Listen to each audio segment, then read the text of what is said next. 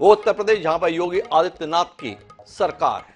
Bharatiya Janata party और उसके समर्थक इस बात से मुग्ध रहते हैं कि योगी आदित्यनाथ के रूप में एक लंबे अरसे बाद उत्तर प्रदेश को ऐसा मुख्यमंत्री मिला जिसके चलते कानून का राज एक बार फिर इस प्रदेश में लागू हुआ। मुग्ध रहते हैं कि हेलो योगी आदित्यनाथ की सरकार को लेकर। योगी आदित्यनाथ की सरकार जो 2017 में अस्तित्व में आई थी, लगातार जन समर्थन के साथ अपने आप को विस्तार देती जा रही है, पर वह सरकार इस समय सवाल के घेरे में भी है और सराहना के संदर्भ में भी स्वर चारों तरफ से आ रहे हैं। मसला 2 महीने से बना हुआ अतीक अहमद का। अतीक अहमद जो जनप्रतिनिधि हुआ करते थे, 5 बार के विधायक, 1 बार के सांसद अतीक अहमद, जिनके समाजवादी पार्टी से बड़े गहरे रिश्ते रहे, वह निशाने पर थे। अतीक अहमद लंबे समय से जेल में बंद थे।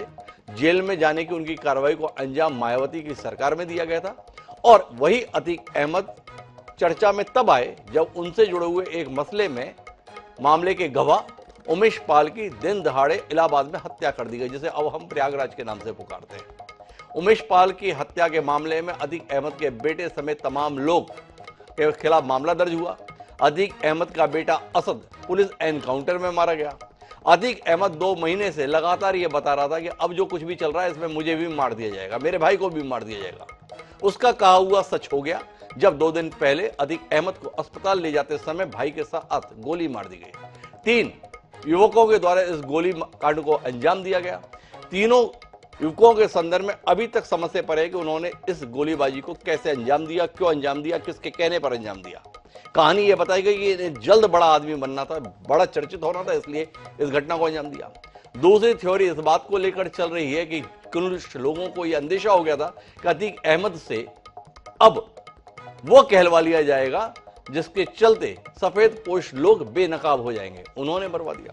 और तीसरी कहानी जिसके संदर्भ में समाज का एक बड़ा वर्ग मुग्ध है, उसका मानना है ये थे ही इस लायक पहुंचा दिया गया, ठीक काम हुआ। ये जो ठीक काम के संदर्भ में बात है, हम इसी पर बात करेंगे। हमारा सवाल है अतीक खत्म, सवाल बाकी, यही हमारा आज का विषय है। जानने की कोशिश ये करेंगे कि जब हम आजादी का अमृतकाल बना रहे हैं, उस समय पर लोकतंत्र को ले जाना कहां चाहते हैं। सोशल मीडिया भरा पड़ा है जिसके अंतर्गत बताया जा रहा है कि अतीक के साथ जो हुआ एकदम ठीक हुआ, अशरफ के साथ जो हुआ एकदम ठीक हुआ, इनके साथ यही होना था। पर किसके द्वारा होना था? क्या इनको चौराहे पर गोली मार दी गई, ये कमोवेश वैसा ही नहीं है जैसे मामलों में ये आरोपी हुआ करते थे? क्या ये अपने आप में बताता नहीं है कि इस देश की न्यायिक व्यवस्था पर लोगों का भरोसा नहीं रहा, इसलिए इस प्रकार की घटना के संदर्भ में सराहना के स्वर है? क्या ये भविष्य के संदर्भ में यह अंदेशा भी पैदा नहीं कर देता है कि आज अपराधियों के संदर्भ में इस घटना को हम सही ठहरा रहे हैं, आने वाले समय में अगर अपने प्रतिद्वंदियों के संदर्भ में भी सरकारों ने इस रास्ते को अपनाया तब हम क्या करेंगे? और ये आशंका हमारी निर्मूल नहीं है। मानव जाति का इतिहास इसका साक्षी है कि जब जब ऐसी चीजों के प्रति समाज से सराहना के स्वर आते हैं, आने वाले समय को लेकर अंदेशे बढ़ जाते हैं। तो आज हम इसी पर बात करेंगे कि अतीक अहमद के इस तरह से मारे जाने पर जश्न मनाया जाए या इसकी पुनरावृत्ति न हो, ऐसी व्यवस्था के संदर्भ में स्वर बुलंद किया जाए। हमारे साथ इस नाजुक मसले पर चर्चा करने के लिए 5 खास मेहमान मौजूद हैं, उनसे आपका परिचय कराएं और इस नाजुक मसले पर कुछ तथ्यपरक, कुछ विचारपरक बात करें। उससे पहले लेकिन समय है आज के विचार सूत्र का। हमारा आज का विचार सूत्र यह कहता है कि जिस प्रकार अग्नि अग्नि का शमन नहीं कर सकती, उसी प्रकार पाप पाप का शमन नहीं कर सकता है। महान रूसी उपन्यासकार लेखक हुए टॉल्स्टॉय, उन्होंने ये कमाल की बात कही थी। अनुभव था, अनुभव के तहत उन्होंने अभिव्यक्त किया था। इसको हम अपने जहन में रखते हैं, इसके साथ अपनी चर्चा को आगे बढ़ाते हैं। हमारे साथ इस चर्चा का हिस्सा बनने के लिए 5 खास मेहमान मौजूद हैं। हमारे साथ भारतीय जनता पार्टी के प्रवक्ता संजीव मिश्रा खासतौर पर इस चर्चा के लिए मौजूद है, जो पार्टी इस मसले पर निशाने पर है, पर इस मसले को लेकर मुखर भी है, अर्थात समाजवादी पार्टी। उसके राष्ट्रीय प्रवक्ता अशोक यादव जी भी हमारे साथ हैं। हमारे साथ सखाराम सिंह जी हैं, बहुत सम्मान्य हस्ती हैं, रिटायर्ड न्यायमूर्ति हैं इलाहाबाद हाई कोर्ट के, वह हमारे साथ हैं। हमारे साथ राम निवास जी हैं, पूर्व पुलिस महानिदेशक हैं छत्तीसगढ़ के। साथ ही हमारे साथ प्रेम कुमार जी हैं, तटस्थ राय देने के लिए मौजूद हैं, जाने माने पत्रकार। आप सभी का स्वागत है। चर्चा की शुरुआत हम संजीव मिश्रा जी से करना चाहते हैं और संजीव मिश्रा जी से समझना चाहते हैं, भारतीय जनता पार्टी के नेताओं ने सराहना के स्वर की झड़ी लगा दी, क्या बात करें, मंत्री की या प्रदेश अध्यक्ष जी की? सभी बता रहे हैं, अपने अपने तरीकों से इसको आध्यात्मिक स्वरूप दे रहे हैं। पाप पुण्य का हिसाब इसी जन में हो जाता है, इसी धरती पर हो जाता है। आपसे जानना ये चाहते हैं, पाप पुण्य का हिसाब तो इस धरती पर होता ही है, तभी तो इतनी अदालतें हैं। इन अदालतों के होते हुए अतीक अहमद और अशरफ के संदर्भ में फैसला पुलिस की हथकड़ियां लगी होने के दौरान, पुलिसकर्मियों की मौजूदगी के दौरान सड़क पर हो गया। यह आपके लिए शर्म का विषय है या गर्व का विषय है? ये जानने में देश की बड़ी दिलचस्पी है। थोड़ा बताएंगे संजीव जी, क्या समझे हम इसे?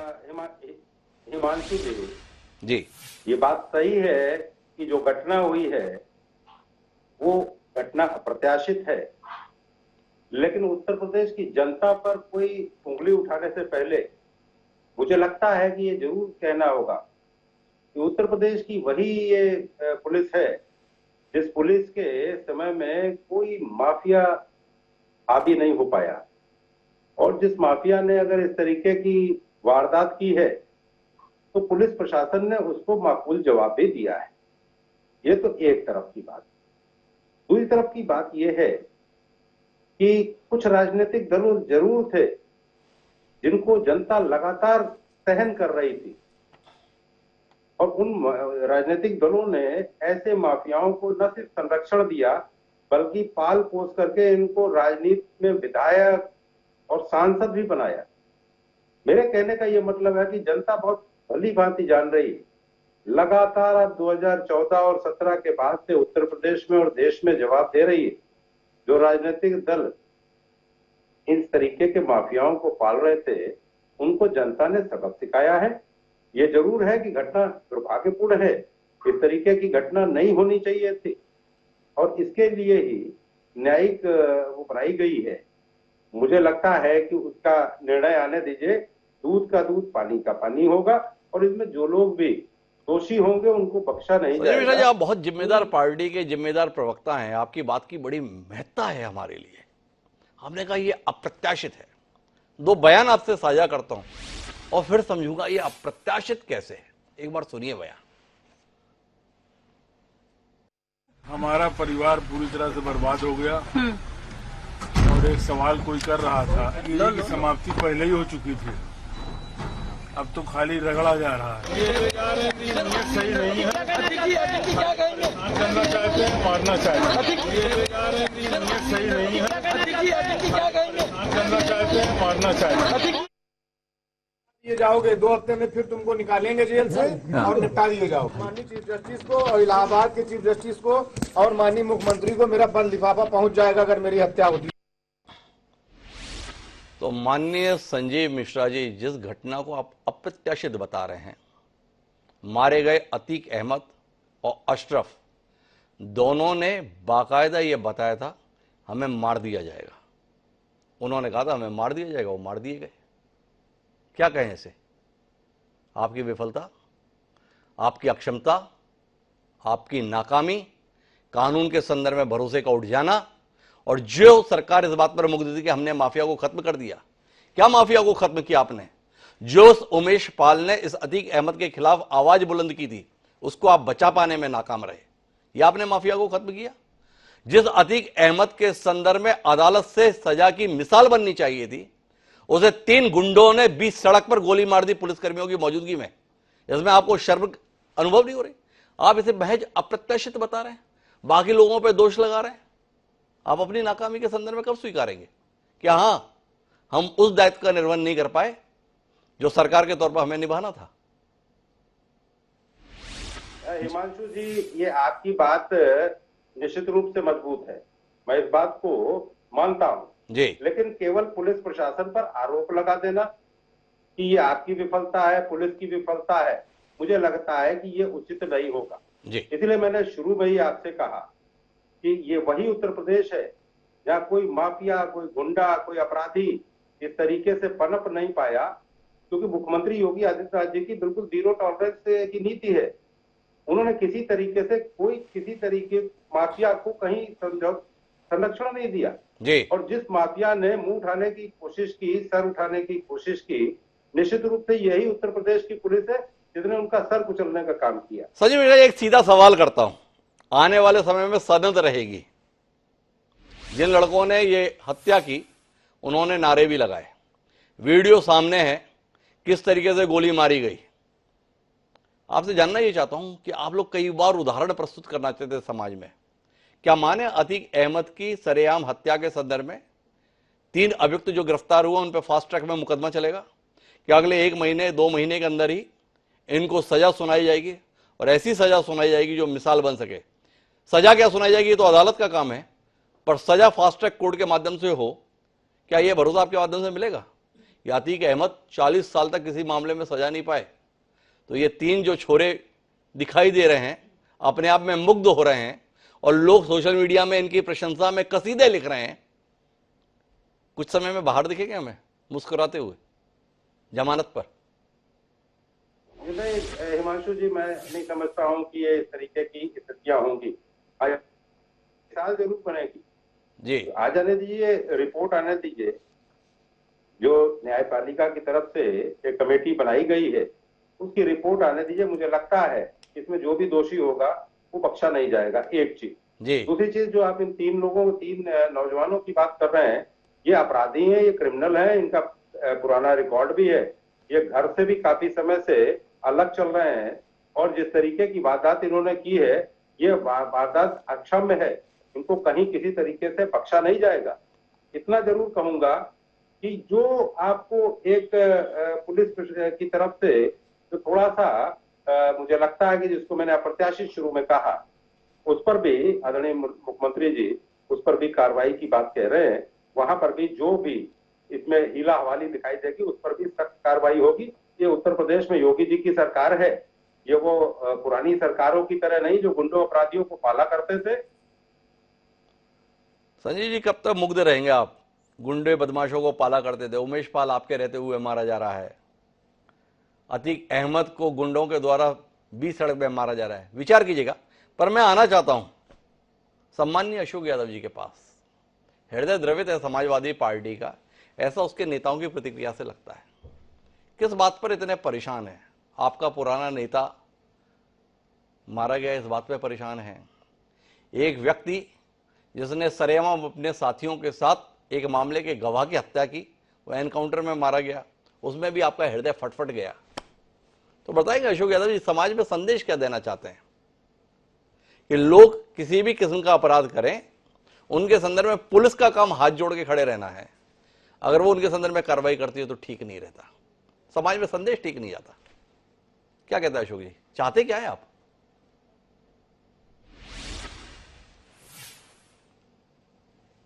जी अशोक जी, मेरी आवाज सुन पा रहे हैं? हाँ जी, सुन रहा हूँ जी। हाँ, मेरी आवाज आ रही है क्या सर? जी अशोक जी, बिल्कुल आ रही है। हाँ, जिस तरह से माननीय मुख्यमंत्री जी विधानसभा में बोल रहे थे कि माफियाओं को मिट्टी में मिला देंगे जी, तो उनकी इस बात को मैं इस तरह से ले जाना चाहता हूँ कि उनका जो ये स्टेटमेंट था विधानसभा में माफियाओं को लेकर के था, लेकिन जिस तरह से उन्होंने अपने स्वजातीय माफियाओं को संरक्षण दिया सत्ता के नीचे, उससे यह बात साबित होती है कि वो माफियाओं को मिट्टी में मिलाने की उनकी मंशा नहीं है, बल्कि एक राजनीतिक लाभ लेने की मंशा के तहत टारगेट करके, एक रिलीजियस रूप से टारगेट करके 2 माफियाओं पे कार्रवाई की जा रही थी। और इसका लाभ, क्योंकि भारतीय जनता पार्टी जब तक किसी चुनाव के पहले वो हिंदू मुस्लिम या पाकिस्तान टाइप का कुछ टॉपिक न गर्म कर ले, उसका चुनावी एजेंडा पूरा नहीं होता है। तो इसी क्रम में पूरी भारतीय जनता पार्टी की सरकार लगी हुई थी कि किसी तरह से इस माफिया को खत्म करने का उनका टारगेट बिल्कुल नहीं था। अगर उनका टारगेट रहता तो मैं फिर कह रहा हूं कि उनके हमारी जो पार्टी के राष्ट्रीय अध्यक्ष जी ने कुछ 10-12 माफियाओं की लिस्ट उन्होंने जारी किया, जिनमें मुख्यमंत्री के स्वजाती माफिया हैं और 103, 104, 84, 85 इस तरह के केसेस उनके ऊपर हैं। तो ऐसे माफियाओं के ऊपर भी कार्रवाई होती, लेकिन सरकार की मंशा तो सिर्फ राजनीतिक लाभ लेना है और वो भी हिंदू मुस्लिम करके लाभ लेना है। इसीलिए टारगेट करके उत्तर प्रदेश के 2 माफियाओं को सिलेक्ट किया गया, एक अतीक अहमद, एक मुख्तार अंसारी। और दूसरी बात कि जब इस तरह की वारदात प्रयागराज में हो रही है कि जब पुलिस अभिरक्षा में लगभग 1.5 दर्जन पुलिसकर्मी है उसके साथ और 3 शूटर आते हैं, आराम से फ्री एक्सेस उनको कैसे मिल जाता है, वहां पे आते हैं और 44 सेकंड तक 22 राउंड फायरिंग करते हैं और पुलिस रिटेलिएट नहीं कर पाती है। पुलिस न तो उनको रोकने का प्रयास करती हुई दिखती है और न ही तो कोई फायरिंग पुलिस की तरफ से डिफेंस में की जाती है। ये बड़ा ही मतलब संदेहास्पद मामला है कि क्या ये घटना जो अभी हमारे भाजपा के मित्र कह रहे थे मिश्रा जी, ये बड़ी अप्रत्याशित घटना है, लेकिन जो घटना का वीडियो जनता देख रही है उससे ये कहीं से नहीं लग रहा है कि ये अप्रत्याशित घटना है। लग रहा है कि ये स्क्रिप्टेड घटना है, लग रहा है कि ये प्री प्लान घटना है। तो ये तो घटना का तभी ट्रांसपेरेंसी रूप से इसका जांच जब सुप्रीम कोर्ट के गाइडलाइन में या सुप्रीम कोर्ट के दिशा निर्देश में होगा तभी इस घटना का पर्दाफाश हो पाएगा। क्योंकि अशोक जी, मेरे 2-3 सवाल हैं आपसे, आपने सारी बात कह ली। एक तो ये जानना चाहता हूं, आप समेत आपकी पार्टी के नेता इतने दुखी या परेशान क्यों हैं अतीक अहमद को लेकर? बोले इन्होंने टारगेट करके उन्हीं को किया, बाकी लोगों को नहीं किया। तो अतीक अहमद क्या है? फ्रीडम फाइटर हैं, देश की स्वतंत्रता के लिए संघर्ष किए हुए हैं, या एक आदतन अपराधी रहे हैं जिसने आतंक के बल पर अपने आप को जनप्रतिनिधि के तौर पर चोला पहनाया था? जिस तरीके के संगीन मामले, और अभी हाल ही में तो उन्हें एक मसले में उम्र कैद की सजा भी सुनाई गई, तो साफ दिखता है कि आदतन अपराधी थे, संगठित अपराध करते थे, लोगों का जीना हराम किए हुए थे, लोगों को मरने मारने के संदर्भ में उन्हें कोई गुरेज नहीं था, इस किस्म के शख्स थे। इसके लिए इतनी हमदर्दी, इतनी हिमायत आपकी किस लिए? एक तो ये समझना है। दूसरा, आप अतीक अहमद के संदर्भ में तो बोल रहे हैं कोई फायरिंग नहीं हुई, स्क्रिप्टेड लगता है। अब असद के संदर्भ में फायरिंग हुई, दोनों तरफ से गोलियां चली तो भी आपको दिक्कत, गोली नहीं चली तो भी आपको दिक्कत। कुल मिलाकर दिक्कत किस बात को लेकर है? एक अपराधी मारे गए, पर चूंकि वो मुसलमान है इसलिए समाजवादी पार्टी की जिम्मेदारी बनती है कि उनके पक्ष में पैरवी करे। इसी से देश को संदेश देंगे, इसी प्रदेश को संदेश देंगे, या सुनिश्चित करेंगे किसी हद तक तो हमारा एक वोट बैंक है सुरक्षित रहे, देखो आप सही हो या गलत हो, हम आपके साथ हैं, इस संदर्भ में आप भरोसा रखो, यही है। हिमांशु जी, देखिए, पहले आपने सवाल पूछा कि अतीक अहमद के प्रति इतना हमदर्दी क्यों है। जी, मैं पूछना चाहता हूं कि क्या समाजवादी पार्टी का कोई एक नेता का नाम बताइए जिसने अतीक अहमद के प्रति हमदर्दी दिखाई हो। जी, समाजवादी पार्टी का स्पष्ट मानना है कि जो कानून सम्मत कार्रवाई होती है, जो सीआरपीसी आईपीसी के तहत जो माननीय न्यायालय के द्वारा जो कार्रवाई, अगर फांसी की सजा बनती थी तो फांसी की सजा होनी चाहिए थी। जी, क्या गांधी जी के हत्यारे गोडसे का इनकाउंटर हुआ था क्या? जी, फांसी हुई थी ना जी। तो 26/11 के जो आतंकवादी थे पाकिस्तान से, उनका इनकाउंटर हुआ था क्या? उनको फांसी दी गई थी। माफ कीजिएगा, आपने एक सवाल किया ना, आपकी पार्टी के एक बड़े नेता है राम गोपाल यादव, उनका नाम है।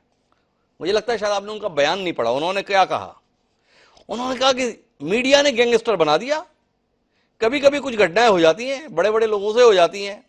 यहां ऐसे बड़े बड़े लोग पदों पर बैठे जो बम फेंक कर 10-15 लोगों को मरवा देते हैं, तब उनका कोई गैंगस्टर नहीं कहता। इतने मामले बताए गए, लेकिन किसी में भी अतीक अहमद दोष सिद्ध नहीं हुआ। फर्जी मुकदमे रोज लोगों के खिलाफ लिखाए जाते हैं। अतीक अहमद 4 बार के विधायक और फूलपुर से सांसद रहे हैं, ऐसा थोड़े गुंडा बर्दाश्त हैं, 3 बार निर्दलीय भी जीते हैं। ये राम गोपाल यादव जी का कहना है। इसे हिमायत नहीं बोलते, इसको समर्थन देना नहीं बोलते, इसको पैरवी करना नहीं बोलते। तो आप बताइए इसको क्या समझे हम? हिमांशु जी, जो प्रोफेसर साहब के बयान की बात आप कर रहे हैं जी, उनका बयान तो मुझे नहीं लगता कि इस तरह कोई बयान उनका आया है, मैंने तो नहीं कहीं देखा। लेकिन उनका एक बयान मैंने देखा है जो उन्होंने कहा है कि ये घटना स्क्रिप्टेड है, ये घटना वेल प्लान्ड है। इस बात का उन्होंने जिक्र किया था और हमदर्दी नहीं उन्होंने दिखाई थी। और दूसरी बात जो अभी आपने पूछा कि क्या अतीक अहमद के मतलब इनकाउंटर के दौरान जो फायरिंग हुई और जो असद के दौरान फायरिंग हुई उसमें क्या डिफरेंसेस हैं? बेसिक डिफरेंसेस ये है कि जब ये बताइए पुलिस का काम क्या होता है। अगर पुलिस अभिरक्षा में कोई अभियुक्त है तो पुलिस का काम क्या है? पुलिस का काम उसको प्रोटेक्ट करना होता है और ये संवैधानिक उसका दायित्व होता है प्रोटेक्शन। लेकिन क्या पुलिस अपने उस दायित्व का 1% भी निर्वहन की या करने की कोशिश की? पूरा देश दुनिया ने देखा कि पुलिस बिल्कुल तमाशबीन बनी बैठी है, खड़ी थी। लग रहा था पुलिस ये बोल रही हो कि अच्छा मार दिए, अच्छा आओ अब तुम जो आत्मसमर्पण कर दो। ये इस तरह से कुल मिलाकर पुलिस की भूमिका को लेकर सवाल उठा रहे अशोक यादव जी। और ये सवाल तो हम भी उठा रहे हैं। संजीव मिश्रा जी के पास उसका जवाब नहीं था। लेकिन रामनिवास जी तो बड़े अनुभवी पुलिस अधिकारी हैं, तकरीबन 35-37 साल उन्होंने पुलिस सेवा में बिताए। रामनिवास जी, ये बताइए पूरे मसले के अंदर पुलिस की नाकामी है या पुलिस की सफलता है? अतीक अहमद को अब और नहीं जिंदा रहना चाहिए था। एक वातावरण ऐसा बना था, उस उद्देश्य में पुलिस सफल हो गई या पुलिस चाहती थी अतीक अहमद जिंदा रहे, अतीक अहमद अदालत में आए, अदालत से सजा पाए, पुलिस विफल हो गई। उलझन है हमारी, थोड़ा सुलझाएंगे आप? इतने अनुभवी पुलिस अधिकारी रहे हैं आप।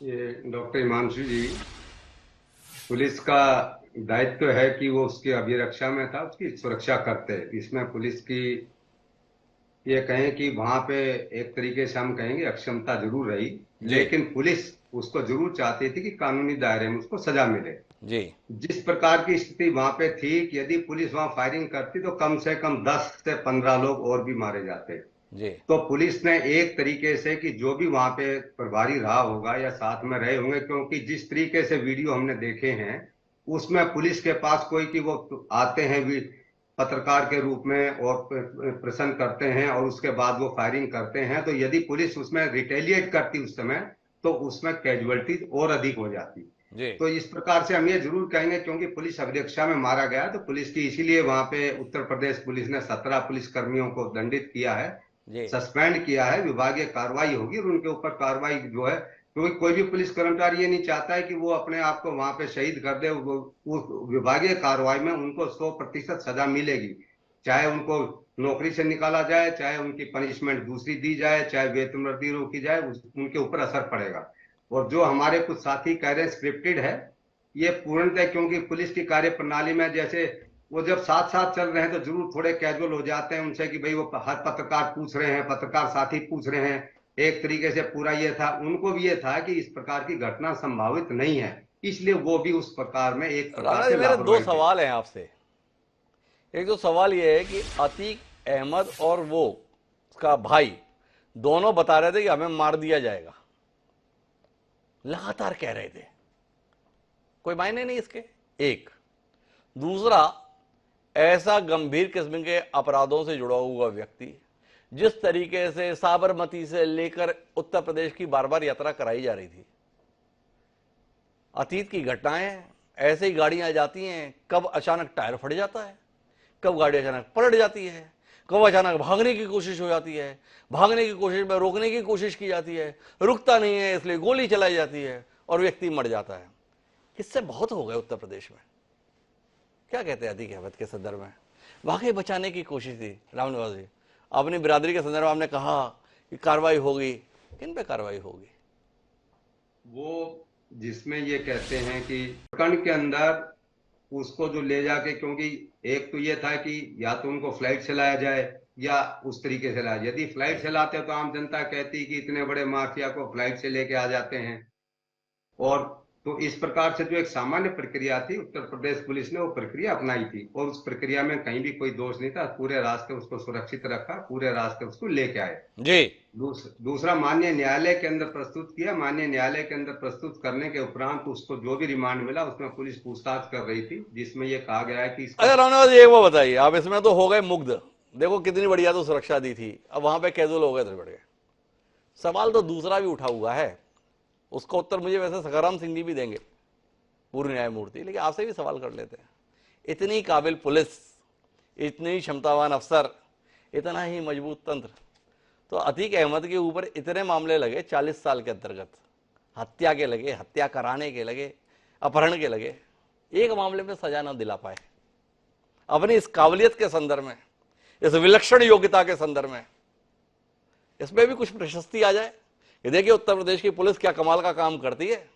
ऐसे गंभीर मामलों के आरोपी के संदर्भ में भी दोष सिद्ध होने में 40-40 साल हम लगा देते हैं, सिद्ध नहीं क्या होता। इसके संदर्भ में तो कुछ बताइए रामनिवास जी, ऐसा कमाल कैसे होता है? वो तो इसमें तो ये डॉक्टर साहब पूरा बहुत विस्तृत इसमें कहें कि पुलिस की भी लापरवाही रहती है, विवेचना में जो एक प्रकार से लापरवाही रहती है कि जो तथ्य इकट्ठे नहीं किए, एविडेंस। ऐसा तो नहीं आप बहुत लिहाज कर जा रहे हैं रामनिवास जी, ये लापरवाही रहती है या मिली भगत रहती है? सीधा सवाल करूंगा ना, किस बात का डर? देश में कानून का राज है, देश में लोकतंत्र है, सवाल हो तो सीधे हो, उत्तर भी सीधे मिले। और अब तो आप सेवानिवृत्त हो गए, जरा खुल के कहिए ना, लापरवाही के कारण ऐसा हुआ अतीक अहमद के संदर्भ में? नहीं, मिली भगत भी रहती है कि जो पुलिस अधिकारी जब वो एक तरीके से पावर में है तो उसके वो जो एविडेंसेस है वो कमजोर कर दिए जाते हैं, और उसके बाद वो जब माननीय न्यायालय में जाते हैं तो उनको भी कुछ समक्ष में मिलता नहीं है, तो वो भी फिर उसमें ढिलाई करके कि भाई चलो इसमें कोई एविडेंसेस नहीं है, कोई हमारे तथ्य नहीं है, तो छोड़ दिए जाते हैं जी। ये तो एक पुलिस प्रक्रिया का जो जिसमें कि कहें कि काफी सुधार की जरूरत है, और पूरे ही तंत्र में सुधार की जरूरत है। पुलिस का जो न्यायालयीन प्रक्रिया है उसमें लेके पुलिस प्रक्रिया एक सवाल और लूंगा राम निवास जी, फिर मैं सखाराम सिंह जी के पास चलूंगा। कुल मिला के क्या मानते हैं आप, जो फैसला अदालत में होना था वो सड़क पर हुआ, तंत्र नाकाम हुआ इसलिए हुआ या नहीं हुआ? अदालत में ही फैसला होना था, इसमें तंत्र नाकाम रहा है, ये तो 100% बात सच है, इसमें कोई तो तंत्र नाकाम रहा, राम निवास जी इस बात से इत्तेफाक रखते हैं। और इस तंत्र की नाकामी के लिए किसे जिम्मेदार ठहराएं, सरकार को, पुलिस को, वकील को, या उन जजेस को जो समय रहते फैसले ही नहीं देते? क्या कहते हैं सिंह साहब, जो फैसला एक लोकतांत्रिक देश में, एक कानून का राज वाले देश में अदालत में होना चाहिए था, उसका फैसला सड़क पर होता हुआ दिख रहा है। लोग ताली बजा रहे हैं, जबरदस्त है, न्याय हो गया।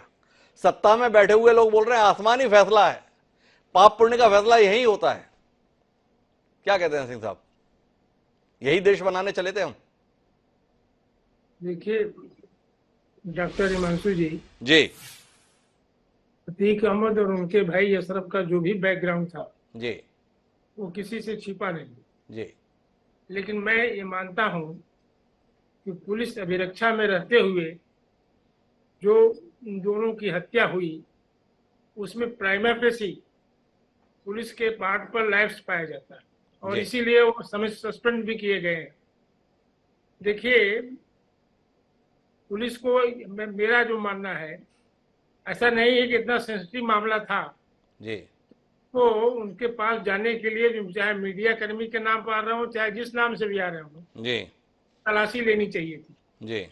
तलाशी को जो उनको जाने दिया गया ये गलत है, ये प्राइमा फेसी मेरे हिसाब से जी ये गलत था। ये लाइफ पुलिस के पार्ट पर है, और कानून के लिहाज से जो उनकी हत्या हुई है पुलिस अभिरक्षा में, वो गलत है, मैं इतना मानता हूँ। बकिया इनका जो दोनों का बैकग्राउंड था उसमें जाने की जरूरत नहीं है। आज का जो आपका डिबेट है उसका मतलब यही है, उसका ऑब्जेक्ट यही है कि भाई ये सही है या गलत है। तो मेरे ख्याल से इसमें पुलिस के पार्ट पर लाइफ है और प्राइमा फेसी केस बनता है, इसीलिए। पर सिंह साहब मामला तो दूसरी ओर जा रहा है ना। आप समाज की प्रतिक्रिया देखिए, सोशल मीडिया को अगर हम समाज की प्रतिक्रिया के तौर पर एनालाइज करें तो वो अगली बारी के संदर्भ में नाम उछाल रहे हैं। आशय हो गया है कि वंस मोर जैसा माहौल उत्तर प्रदेश में बन रहा है। इतने मार दिए 183 हो चुके हैं, 184, 185 पिक्चर आई थी अब तक 56।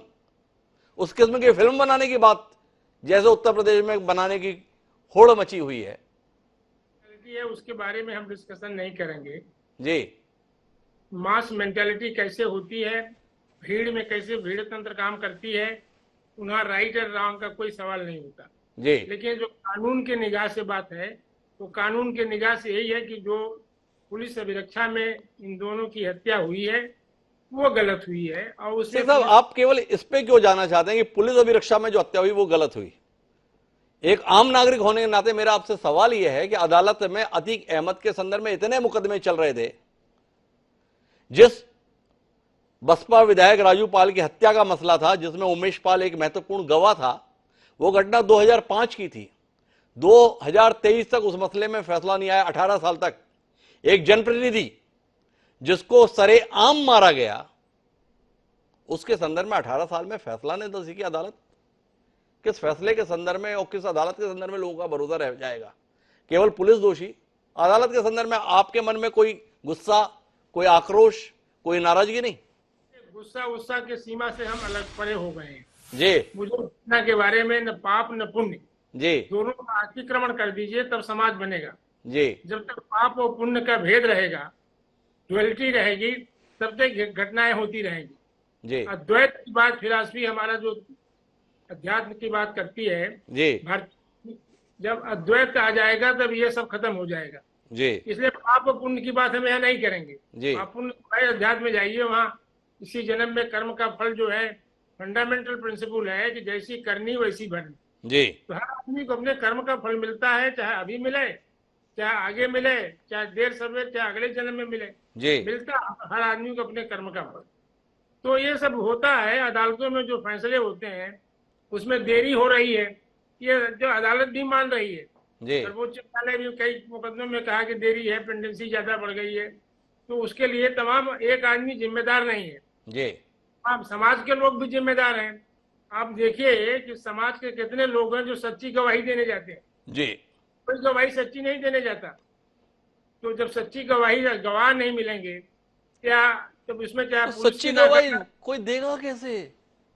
उमेश पाल ने दी ना गवाही, क्या मिला बदले में? अतीक अहमद को सजा मिली या उमेश पाल को गोली मिली? सवाल है ना। अगर 2005 के मसले को उठाते हुए उमेश पाल 3 बार हमले का शिकार हुआ, पर कुल मिलाकर उसे अपनी गवाही के एवज में एक और गोली नसीब हुई, सिंह साहब, तो इसमें आप टिप्पणी तो करेंगे ना। आप जैसा अनुभवी कानूनविद अगर टिप्पणी नहीं करेगा तो हम किसके पास जाएंगे उम्मीद से? कोई भी जस्टिफाई उसको नहीं कर सकता। लेकिन जो चर्चा का विषय है जी, जिस तरह से पुलिस अभिरक्षा में इन दोनों की हत्या हुई, उसमें पुलिस का जो मेरे ख्याल से lapse on the part of police जरूर है, ऐसा मैं मानता हूँ। बकिया सारी चीजें तो डिस्कशन के लिए बहुत सी चीजें हैं, बहुत से फैक्टर्स हैं। क्यों अदालतों में देर हो रहा है, गवाह नहीं मिलते। मैंने बताया ना कि कोई आदमी ईमानदारी से गवाही नहीं देता। ईमानदारी से गवाही सही आ जाए तो मुकदमे जल्दी फैसले हो जाए और सब कुछ हो जाए, तो अदालत भी मजबूर होती है बिना गवाही के फैसला कर नहीं सकती। अदालत भी मजबूर होती है, हर कोई मजबूरी है। अगर कोई मगरूरी के साथ है तो केवल अपराधी है देश में, ये हालात है। मेरे साथ प्रेम कुमार जी हैं। प्रेम कुमार जी, तर्क की बाढ़ आ रखी अतीक अहमद की सरेआम हत्या को सही ठहराने के लिए। लोग बता रहे हैं सोशल मीडिया पे, व्हाट्सएप ग्रुप यूनिवर्सिटी में भरा पड़ा है, ये गलत तरीके से तो मारा गया। द्रोण भी थे, गलत तरीके से भीष्म पितामह भी मारे गए थे। तो अतीक अहमद के संदर्भ में भी अगर मार दिया तो क्या गलत हो गया? कुल मिला के स्थापना तो धर्म की जा रही थी। तो क्या बोलते हैं आप, धर्म की स्थापना हो गई? जी डॉक्टर हिमांशु जी, आप जिस काल की चर्चा कर रहे हैं जी, उस समय धर्म की स्थापना के लिए युद्ध ही रास्ता हुआ करता था जी। और हम जिस लोकतंत्र में जी रहे हैं इसमें धर्म की स्थापना के लिए पूरा हमारा 3 पिलर एक्टिव होता है जी, और तीनों पिलर मिल करके धर्म की स्थापना करते हैं। तो उस हिसाब से देखें तो ये नासमझी है कि जो लोग इस तरीके से बोल रहे हैं जी। ये घटना जो घटी है, हम इसको अभी तक मोटिव ऑफ क्राइम जो है इस पर हम कोई खोजबीन नहीं कर रहे हैं जी। जब तक मोटिव ऑफ क्राइम नहीं सामने आएगा तब तक दोषी भी नहीं सामने आएंगे, षड्यंत्र भी सामने नहीं आएगा, कुछ भी सामने नहीं आएगा जी। अब मोटिव ऑफ क्राइम क्या होगा जी? कि इसको मारने या कोई किसी ने प्रतिद्वंदिता में मार दिया तो वो 3 नौजवान लड़के 22-23 साल के लड़के, उसके इस माफिया डॉन से कौन सी प्रतिद्वंदिता हो गई जी? एक प्रश्न है।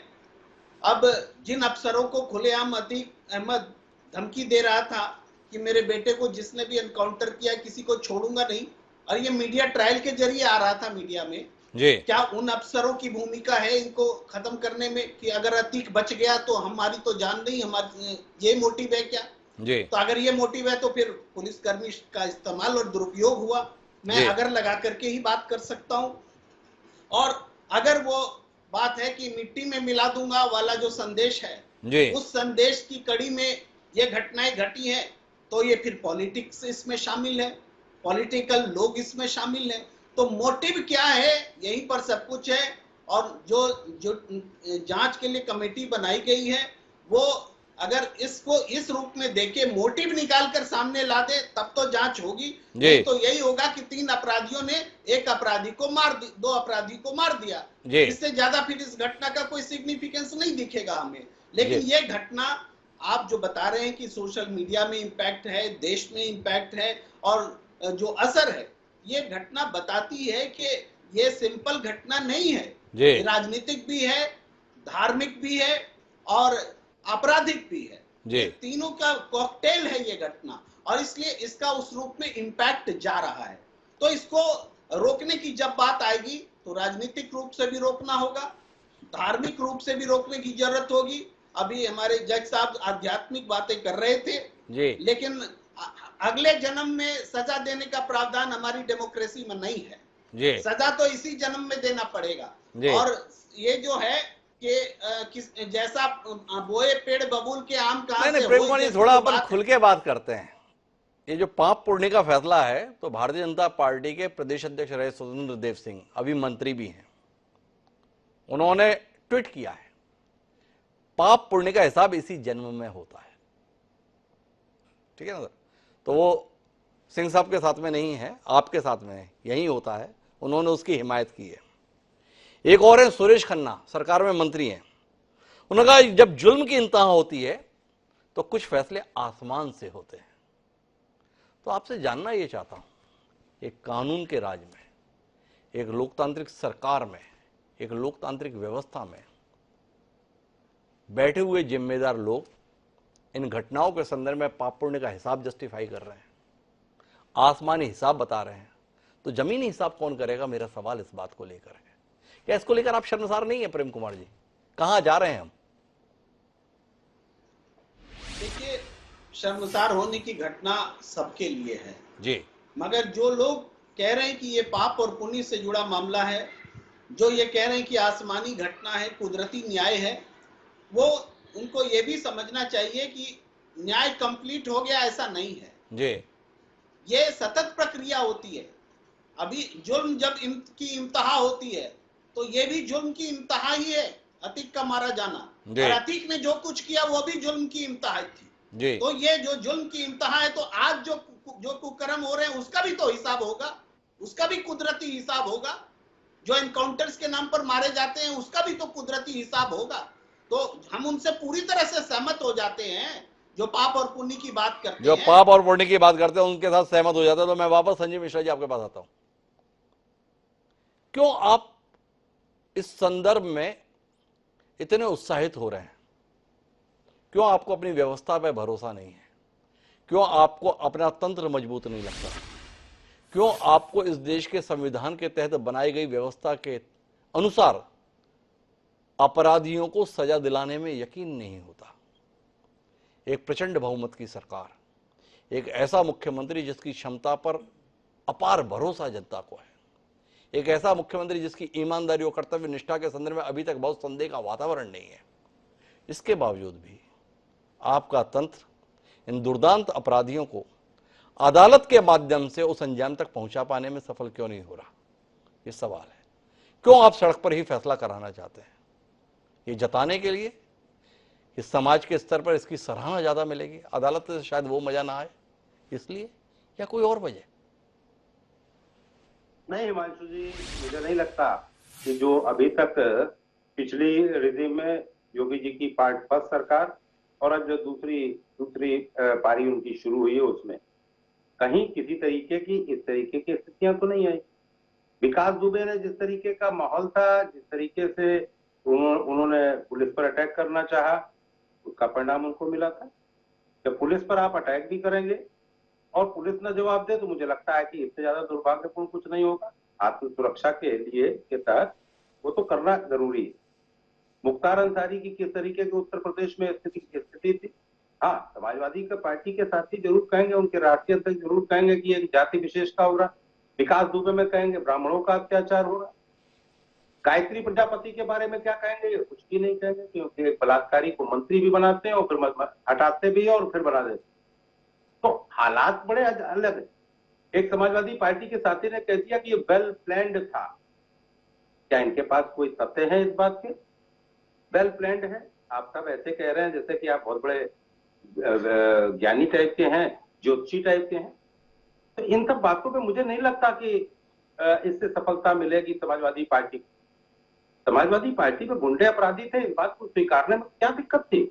और ये कहना चाहिए था कि हाँ, गुंडे अपराधियों को जो सजा मिल रही है वो हमें ठीक लगती। मुझे तो लगता है कि गुंडे अपराधियों को कौन सी सजा मिल रही है? सड़क पे गोली मारी जा रही है, के लिए उन्हें सराहना करनी चाहिए तंत्र की, ऐसी अपेक्षा है आपकी? सड़क पे गोली कैसे मारी जा रही है। सड़क पे अगर असद और गुलाम को का इनकाउंटर हुआ तो वो इन्हीं को छुड़ाने जा रहा था, अतीक को 25 किलोमीटर दूर था। और इस तरीके की स्थिति थी कि अगर कल को अतीक को छुड़ा लिया गया होता झांसी में, तब ये क्या विपक्षी कहते हैं जी, तब कहाँ कानून व्यवस्था की बात होती जी। तो दोनों तरफ के देखना पड़ेगा जी। आप आधा ग्लास खाली कहेंगे तो आधा ग्लास भरा भी होगा जी। मुझे लगता है कि इस विषय में जिस तरीके से आदरणीय योगी जी के नेतृत्व में न्यायिक जांच के आदेश दे दिए गए हैं, मुझे लगता है कुछ और समय का वो थोड़ा आप बताएंगे संजय मिश्रा जी, इतनी न्यायिक जांच की आप बात कर रहे हैं, 17 लोगों के सस्पेंड की बात कर रहे हैं, किनको निलंबित किया है? प्यादों को? जांच कौन वजीर निलंबित हो गया? थोड़ा हमें अभी रोशनी मिल जाए। कौन सा पुलिस कप्तान निलंबन आदेश के तहत घर बिठा दिया गया है, थोड़ी जानकारी हो जाए। आपके माध्यम से लोग लाभान्वित हो जाएंगे कि किस दमदारी के साथ फैसले लिए जा रहे हैं। मैं समझ रहा हूँ आपकी बात हिमांशु जी, ये जांच का विषय है और जांच हो रही है और जांच के जब रिजल्ट आएगा, मुझे लगता है दूध का दूध तो जांच का इंतजार उन 17 पुलिसकर्मियों के संदर्भ में क्यों नहीं किया गया? उन बेचारों की कोई आवाज नहीं, उनका कोई माई बाप नहीं, उनके ऊपर किसी का हाथ नहीं, तो 17 पुलिसकर्मियों का निलंबन और जिनके ऊपर वास्तविक जिम्मेदारी, जो बड़े पदों पर बैठे हैं, उनके संदर्भ में जांच को लेकर इंतजार न्याय है क्या संजीव जी? हिमांशु जी देखिए, यही है योगी जी की सरकार। प्रथम दृष्टया जो भी दिखाई दिया उस पर कार्रवाई की गई। मैंने बहुत सी सरकारें देखी, 35 साल हो गया मुझे राजनीति करते हुए, तो मैंने देखा है किस तरीके से जांच के नाम पर कुछ नहीं होता था। ये प्रथम दृष्टया भी कोई कार्रवाई नहीं होती थी। मैंने पिछले 15 साल का, जो 17 से पहले 15 साल की सरकारें थी, उनमें जिस तरीके का अनाचार, दुराचार, अत्याचार और पापाचार हो रहा था, जमीनों पर कब्जे हो रहे थे, एक पर्टिकुलर जाति के लोगों को 75 जनपदों में थानाध्यक्ष बनाया जाता था, मैंने बहुत करीब से देखा है किस तरीके से हाहाकार मचा हुआ था उत्तर प्रदेश की जनता के बीच। कमाल की शैली है संजीव जी। आपसे वर्तमान के सवाल हो रहे हैं तो आपको लगता है कि अतीत के अनुभवों पर बात कर ली जाए ताकि वर्तमान के सवाल को भूल जाया जाए। विचार कीजिएगा, सवाल तो मेरे खड़े हुए हैं जिनके उत्तर आपसे अपेक्षित हैं, लेकिन मेरे पास अशोक यादव जी के पास रुख करना है। और अशोक जी ने कहा कि उन्होंने, लगता नहीं ऐसा कोई बयान है। अशोक जी, मेरी टीम ने मेहनत की, कोशिश की कि आपको उस बयान से रूबरू करा दो जिससे आप रूबरू नहीं हो पाए। राम गोपाल जी ने क्या कुछ कहा, एक बार सुनिए। मीडिया ट्रायल की वजह से ही मारा गया थी। जितने केस बता रहे हैं, अभी एक केस में सजा हुई है, किसी केस में अतीक अहमद दोष सिद्ध नहीं हुआ, किसी केस में, एक में भी। रोज फर्जी सैकड़ों मुकदमे लोगों के खिलाफ लिखाए जाते कि नहीं लिखाए जाते? लिखाए जा रहे हैं तो संख्या बढ़ जाती। अतीक अहमद 89 में, 91 में, 93 में इंडिपेंडेंट एमएलए जीते, 96 में या 95 में समाजवादी पार्टी से एमएलए हुए, 14वीं लोकसभा में समाजवादी पार्टी से फूलपुर से एमपी हुए। तो ये तो था नहीं कि साहब गुंडा और बदमाश सब चुनाव जीत जाते हैं। 3 बार तो किसी पार्टी ने निर्दलीय चुनाव जीता था। जी माननीय अशोक यादव जी, चाहे तो और विस्तार से भी सुनवा सकता हूं आपके सम्माननीय नेताजी के द्वारा गाई जा रही अतीक अहमद की प्रशस्ति। क्या कहते हैं अब तो भरोसा है ना आपके नेता क्या बोल रहे हैं? हिमांशु जी, जिस बयान की बात आप कर रहे हैं, ये बयान हम लोग ऑलरेडी देख और सुन चुके हैं, और इस बयान में कहीं से कोई गलत बात प्रोफेसर साहब ने बोला है क्या? क्या उन्होंने ये गलत बोला कि 3 बार वो निर्दलीय विधायक रहे, इतनी बार वो सांसद रहे, इतनी बार इस दल से विधायक रहे, इतनी बार इस दल से सांसद? उन्होंने इतना ही नहीं बोला है, माफ कीजिएगा अशोक यादव जी, उन्होंने बताया मामले हैं, सजा कहां हुई? एक मामले में अभी हो गई, बाकी इस देश में तो हजारों फर्जी मुकदमे लिखाए जाते हैं, इसलिए संख्या बढ़ जाती है। आप ही के नेताजी ने बोला, कहो तो दोबारा सुनो। उसमें क्या गलत उन्होंने बोला, मैं आपसे पूछना चाहता हूं। बिल्कुल, अब आए ना आप असल बात में, अब खुल के बोलिए, थोड़ा मन आनंदित हो, पता तो चले देश को कि अतीक अहमद कितनी बड़ी हैसियत के व्यक्ति थे, कितने लोकप्रिय व्यक्ति थे, कितने समाज के लिए समर्पित व्यक्ति थे। बेवकूफ हैं वो लोग जो अतीक अहमद को दुर्दांत अपराधी समझ रहे हैं। बताइए हिमांशु जी, देखिए, किसी भी चीज का 2 पहलू होता है जी, ठीक है, किसी भी चीज का 2 पहलू होता है जी। उन्होंने एक पहलू की चर्चा की, अतीक अहमद के एक पहलू की चर्चा उन्होंने किया, इतनी बार विधायक थे, इतनी बार सांसद थे, मीडिया ट्रायल हुआ और मीडिया ट्रायल की वजह से उनकी हत्या हुई, ठीक है। तो इसमें कहीं से एक रत्ती भी उन्होंने गलत नहीं बोला, एक रत्ती भर उन्होंने गलत नहीं बोला, क्योंकि मीडिया ट्रायल जो हो रहा था, अतीकमत हो नहीं रहा था, करवाया जा रहा था मीडिया ट्रायल। और ये इसलिए मीडिया ट्रायल, मैं शुरू में ही बोल दिया था मीडिया ट्रायल क्यों करवाया जा रहा था, क्योंकि इस मुद्दे को अशोक जी सीधी सीधी बात ये करिए, अतीक अहमद को आप क्या मानते हैं? एक डॉन, अपराधों में डूबा हुआ व्यक्ति, एक ऐसा शख्स जिसने लोगों की जिंदगी के साथ खिलवाड़ किया, या आप मानते हैं समाज के लिए समर्पित एक मसीहा, एक जिसने लोगों की जिंदगी बनाने का काम किया, जिंदगी संवारने का काम किया, सियासी साजिश का शिकार हो गया और देखो बेचारा मारा गया। पता चल जाए ना अशोक जी, लोगों को गलतफहमी हो जाती है कई बार, वो गलतफहमी दूर कीजिए आप। हिमांशु जी, कोई भी व्यक्ति, चाहे कोई भी व्यक्ति, क्या 3-3 बार चुनाव पूरी जनता को डरा धमका के जीत सकता है क्या? जी, कोई भी व्यक्ति हो, मैंने पहले ही कहा, दो पहलू होते हैं हर पक्ष के, एक पॉजिटिव एक निगेटिव। तो अगर अतीक अहमद के निगेटिव पहलू की चर्चा किया जा रहा है, तो निगेटिव पहलू में एक माफिया थे अतीक अहमद, उसमें कहीं से कोई दो राय नहीं है। लेकिन अगर उनके पॉजिटिव पहलू की बात किया जाए कि इतना बड़ा राजनीतिक कैरियर अतीक अहमद का था, इतने बार विधायक, इतने बार सांसद, तो क्या उसको आप झुठला सकते हैं क्या? बिल्कुल नहीं झुठला सकता। कैसे झुठलाऊंगा मैं? मेरी क्या हैसियत? जनता ने चुना, जिस तरीके से भी वोट पाके चुना। कमाल की बात तो यह है जो दर्शकों को जाननी चाहिए, जिस अतीक अहमद की इतनी पैरवी की जा रही है, उसके भाई होते थे अशरफ, प्रकरण सारा वहीं से शुरू होता है। अतीक अहमद सांसद हो गए, अपनी विधानसभा की सीट पर अपने भाई को चुनाव लड़वा दिया समाजवादी पार्टी के टिकट पे, और उनका एक पुराना साथी राजू पाल, वो बहुजन समाज पार्टी के टिकट पे चुनाव लड़ लिया। जनता से गड़बड़ हो गई, उसने अशरफ को हरा दिया, राजू पाल को जिता दिया। कहानी ये बताई जाती है कि 3 महीने के भीतर ही उन बसपा विधायक राजू पाल की, जिनकी 9 दिन पहले ही शादी हुई थी, दिन दहाड़े हत्या कर दी गई। माना यही गया अतीक अहमद के द्वारा यह हत्या कराई गई, अशरफ की उसमें सहभागिता। कमाल ये देखिए भारत की सियासत के संदर्भ में, जिसमें प्रेम कुमार जी आपकी टिप्पणी चाहिए कि अशरफ चुनाव में उतरे समाजवादी पार्टी के टिकट पर, और राजू पाल की विधवा पूजा पाल वह चुनाव में उतरी। जनता ने पूजा पाल को हरा दिया, अशरफ को जिता दिया। अब बसपा की सरकार आ गई तो उसके बाद अतीक अहमद के 1.5 दिन शुरू हो गए और वो जेल में भी दिख गए। तो प्रेम कुमार जी, अब अगर हमें माननीय अशोक यादव जी ये समझा रहे हैं कि माफिया तो छोड़िए, 3 बार निर्दलीय आदमी ऐसे नहीं जीत जाता। राम गोपाल जी भी देश को बता रहे हैं, मीडिया ने ट्रायल करके ऐसा बना दिया। आप क्या कहते हैं? कुल मिला के समझ में ही आया, अदालत कसूरवार नहीं, रामनिवास जी ने बता दिया पुलिस वाले भी कसूरवार नहीं, नेता भी बता दे रहे हैं हम कसूरवार नहीं। तो आखिरी में कुल मिलाकर समझ में यह आया कि कसूरवार मैं और आप हैं प्रेम जी। ये मीडिया है जो पूरे माहौल को बनाए हुए है, बाकी तो सब मसीहा हैं, अपराधी के तौर पर केवल मीडिया है। प्रेम कुमार जी, अपनी इस स्वीकारोक्ति को लेकर आपको कोई आत्मग्लानि है? आप कोई प्रायश्चित करना चाहेंगे? आप क्या कार्यक्रम में माफी मांगना चाहेंगे देश की जनता से? साहब, हम लोगों से बड़ी गलती हो गई है, हम ही हैं इस देश के संदर्भ में जो कुछ भी गलत हो रहा है उसके लिए जिम्मेदार। क्या कहते हैं प्रेम कुमार जी? देखिए द्विवेदी जी, मीडिया तो ऐसी चीज है जिसके लिए जो मीडिया का इस्तेमाल करता है वो भी मीडिया को कोस रहा होता है जी। जो लोग मीडिया का इस्तेमाल कर लेते हैं वो भी मीडिया को ही कोसते हैं जी। और मीडिया को कुछ घरानों में बांध करके नहीं देखा जा सकता। कुछ लोग घरानों में बांध करके उस पर प्रभाव जमा करके सोचते हैं मीडिया पे कब्जा हो गया, तो वो भी सच नहीं है। ये एक पहलू है। लेकिन आपका जो गंभीर प्रश्न है वो जनता का जो फैसला आता है, अब कई बार ऐसा होता है जो क्रिमिनल को जनता जिता लेती है और जो जेन्युइन आदमी है वो चुनाव हार जाता है।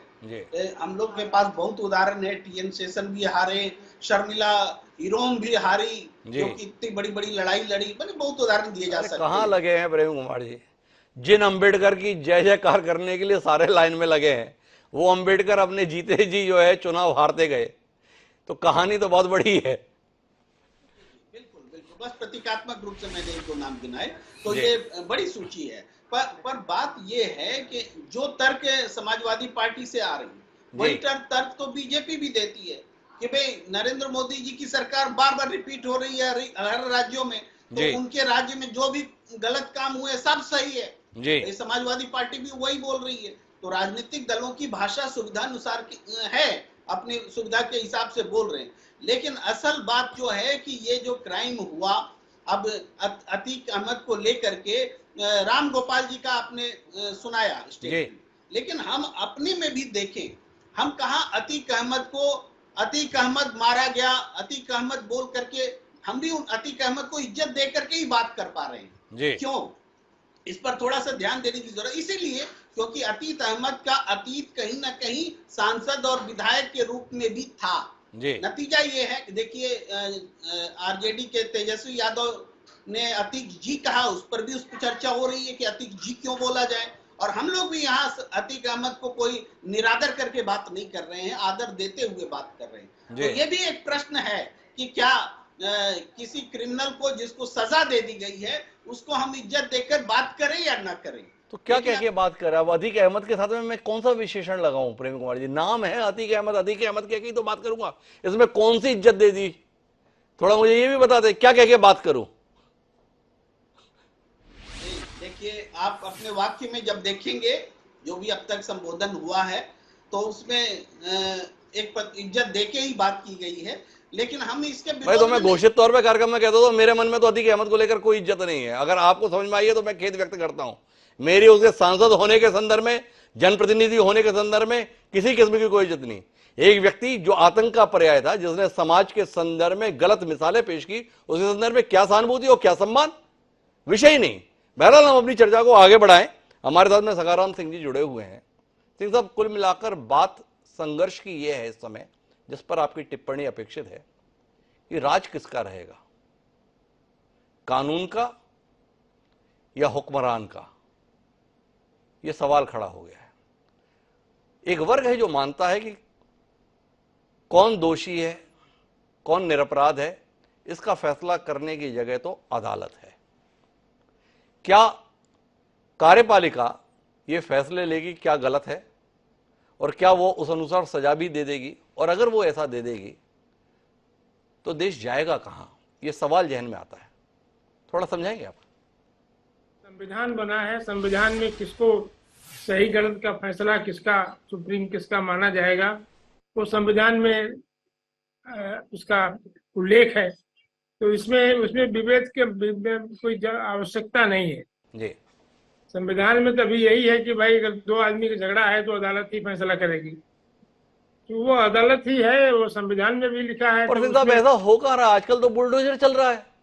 एक मामले में FIR दर्ज होती है, दूसरे दिन प्रशासन जो है बुलडोजर लेकर उसके मकान पे चढ़ा जाता है, उसके फार्म हाउस पे चला जाता है। तो थोड़ा सा इसके विषय बताए ना, क्योंकि अदालत तो कोई रोकती हुई दिख नहीं रही है। तो कैसे माने कि फैसला अदालत को करना है? अब तो ऐसा लग रहा है जिनकी सत्ता है उन्हें फैसला करना है। चलिए, ये सब चलता रहेगा, ही खत्म नहीं होगा। सिंह साहब इस पर टिप्पणी नहीं करना चाहते, पर रामनिवास जी हमारे साथ में हैं। रामनिवास जी कितना मुग्ध होते हैं कि आपको ऐसा मौका नहीं मिला, जब ऐसा दौर आया आप सेवानिवृत्त हो गए। इस बात का कोई अफसोस रहता है क्या? कार्रवाई ऐसी होनी चाहिए। अगर हमने तय कर लिया कि ये दोषी है तो अदालत बाद में फैसला करेगी, हम सजा अभी दे देते। कैसा रहे? इस प्रक्रिया में फैसला तो अदालत का ही रहना चाहिए जी। और पुलिस का जो दायरा है, पुलिस उसमें यदि कानून रूप से काम करे तो बहुत शक्तियां हैं, वो उसमें भी जनता को न्याय दे सकती हैं। लेकिन अंतिम फैसला अदालत का ही हमेशा रहना चाहिए, क्योंकि वो उन्हीं का, उसी से सारी की सारी चीजें रहेंगी। तो मैं उस बात से रखता हूं कि सहमत हूं कि भाई फैसले अदालत के, पुलिस का अपने दायरे में काम, कार्यपालिका का जो बाकी उनका अपने दायरे में काम, और हुक्मरानों का अपने दायरे में काम। नहीं, ये आदर्श तो ठीक है, पर आप तो समाज में जीवंत व्यक्तित्व हैं रामनिवास जी, देख ही रहे हैं। आज पता चला कि कोई रेप का आरोपी है, मामला दर्ज हुआ, अगले दिन पता चला कि उसका पूरा परिवार सड़क पर आ गया। क्यों? क्योंकि उसके मकान पे बुलडोजर चल गया, JCB पहुंच गई। तो ये सिलसिले अब आम हो गए और इसके माध्यम से बताया भी जाता है जो अपराध करेगा मिट्टी में मिला दिया जाएगा। अपराधी मिट्टी में मिला कि नहीं मिला पता नहीं, पर उसका घर तो मिट्टी में मिल ही जाता है। तो इसके संदर्भ में थोड़ा बताइए ना, ये किस कानून के दायरे में आता है? किस विधि प्रक्रिया के तहत होता है? इसमें दिक्कत यह है कि जो लोग इस प्रकार का अपराध करते हैं वो जमीन पे कब्जा भी करके रखते हैं। यदि जमीन, उसका मकान ठीक भूमि पे बना हो और कायदे से बना हो तो फिर कोई भी सरकार नहीं तोड़ सकती। लेकिन ये एक प्रक्रिया है कि ये जितने भी जो अपराधी हैं वो जमीनों पे कब्जा करना या बाकी करना, तो उस तरीके से फिर जब प्रशासन देखता है कि इसने जमीनों पे कब्जा किया हुआ तो उस जो चाहे ग्रामीण गांव। तो एक और टिप्पणी के साथ में अपनी बात को पूरा करूं कि कुल मिलाकर किसी ने कब्जा किया है अवैध या नहीं किया है, प्रशासन इसकी चिंता तभी करेगा जब आप इसके अलावा भी कोई ठीक सा अपराध कर दोगे। केवल कब्जे वब्जे कर रहे हो तो उसमें सरकार को दिक्कत नहीं है, पर अगर आपने रंगदारी की, अगर आपने हत्या कर दी, आपने बलात्कार कर दिया, आपने जो है कुछ डाकैती वकैती कर दी, तो फिर जाके सरकार काम करेगी और उस कब्जे को ध्वस्त करेगी। अगर आप केवल कब्जे करो तो सरकारों को कोई दिक्कत नहीं होगी। ऐसे ही रामनिवासी उसमें भी प्रक्रिया जो है, उसमें भी जो भी हमारे तंत्र है उसका एक तरीके से हम फेल्योर मानेंगे। जब कब्जे भी लगातार हो रहे थे तो भी रोकना चाहिए था, लेकिन तब रोक नहीं पाए, या कोई भी कारण रहे, चाहे राजनीतिक कारण है, चाहे प्रशासनिक कारण है या सामाजिक कारण, दोनों तीनों कारण है उसमें भी। तो लेकिन जब वो कोई अपराधी वो कर देता है तो फिर उस बात को देख जनता की सहमति मिलती है, वो प्रक्रिया वो है, और उसमें वो जाके वो कानून का जामा पहना के उसको प्रक्रिया को पूरा। तो कुल मिलाकर जिसमें ताली बजे उस काम को करने में दिलचस्पी है। एक आखिरी टिप्पणी मुझे प्रेम कुमार जी से चाहिए। क्या कहते हैं प्रेम कुमार जी? सही गलत महत्वपूर्ण नहीं है, समाज ताली किस पे बनाएगा, किस पे ताली ज्यादा जोर से आवाज करेगी, अब सरकारों का ध्यान इस पर रहता है।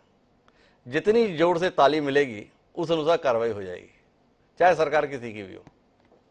क्या कहते हैं आप? हिमांशु जी, हमारे लिए सही और गलत ही महत्वपूर्ण है, और इसी वजह से हम बहुत बार अप्रिय हो जाते हैं बोलते समय कई लोगों के लिए। लेकिन जिनके लिए सही और गलत महत्वपूर्ण नहीं है, जिनके लिए तालियां महत्वपूर्ण है, वो अपना काम कर रहे हैं, करेंगे। लेकिन सच बताना और सही बोलना ये एक प्रक्रिया है, ये एक स्वभाव है, और पत्रकारीय स्वभाव को जिंदा रखने की जरूरत है, ऐसा मैं मानता हूं। तो प्रेम कुमार जी ने कहा कि हम तो सही बोलेंगे, लेकिन प्रेम कुमार जी का सही बोलना मायने नहीं रखता, पत्रकारों का सही बोलना मायने नहीं रखता। मायने अगर रखता है तो वो ये जिनका ये देश है, मतलब हम लोगों का, इस समाज का, वो क्या सही को सही और गलत को गलत समझने के लिए तैयार है। अगर तात्कालिक आवेश में आकर हम उन बातों के लिए सराहना करने लगेंगे जो वस्तुतः सही नहीं है, तो फिर आने वाले भविष्य को लेकर उम्मीद हमारी धूमिल होती जाएगी। देश में कानून का राज होना चाहिए, देश में संविधान सम्मत तरीके से अपराधियों को दंडित किया जाना चाहिए, समय रहते किया जाना चाहिए। ये एक सुसभ्य समाज के अंदर की जारी अपेक्षा है। क्या भारत इस संदर्भ में विश्व में मिसाल बनेगा, या हम सड़क पर फैसले करके तात्कालिक रूप से ताली बजवा लेंगे, लेकिन आने वाली पीढ़ी को किसी बड़े खतरे में डाल देंगे? इस पर विचार होना चाहिए। अतीक अहमद की जगह जहां हो सकती थी, हो सकता है वो वहीं पहुंचा हो, लेकिन जिस तरीके से पहुंचा है उसके स्थान पर अगर वो अदालत के माध्यम से पहुंचा होता तो समाज में कानून के प्रति सम्मान स्थापित होता। पूरे तंत्र की यह विफलता है कि अतीक का फैसला अदालत में नहीं बल्कि सड़क पर हुआ। आने वाले समय में फैसले अदालत में हो, यह तंत्र की कोशिश होनी चाहिए। इस अपेक्षा के साथ आप सभी मेहमानों का बहुत बहुत धन्यवाद। समय है अब आज के शेर का। हमारा आज का शेर इस पूरे मसले को समर्पित है कि जिंदगी एक हादसा है, और कैसा हादसा। कि जिंदगी एक हादसा है और कैसा हादसा, मौत से भी खत्म जिसका सिलसिला होता नहीं। जिगर मुरादाबादी ने क्या कमाल का शेर कहा था। अतीक अहमद तो चला गया, लेकिन इसके बावजूद भी सवाल बाकी है। इन सवालों के हमें उत्तर चाहिए, और ये उत्तर हम लेकर रहेंगे। इस संकल्प के साथ अब मुझे दीजिए, कल फिर मिलेंगे नए विषय के साथ। तब तक के लिए सदा प्रणाम।